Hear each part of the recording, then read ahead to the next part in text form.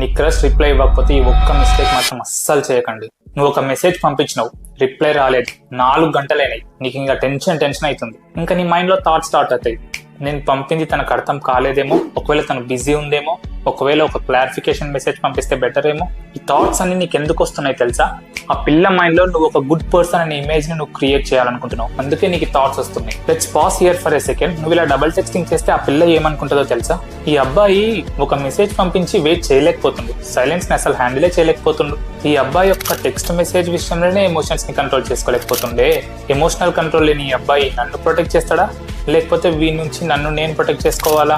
ఇక్కడ ఐరనీ ఏంటి అంటే, నీ ఇమేజ్ ఇంప్రూవ్ చేయాలని ట్రై చేసిన మూమెంట్ లోనే నీ ఇమేజ్ వీక్ అవుతుంది. టెక్స్ట్ గాడ్ అంటే ఇంప్రెషన్ ని ఫోర్స్ చేయడం కాదు, స్పేస్ ఇవ్వడం, సైలెన్స్ ని రెస్పెక్ట్ చేయడం. అందుకే ఒక్కసారి మెసేజ్ పంపక you are done, the ball is in her court. Reply వచ్చినా ఓకే, రాకపోయినా ఓకే, నెవర్ డబుల్ టెక్స్ట్. ఇదిలో డబుల్ టెక్స్ట్ ఎందుకు చేయకూడదో చెప్పిన.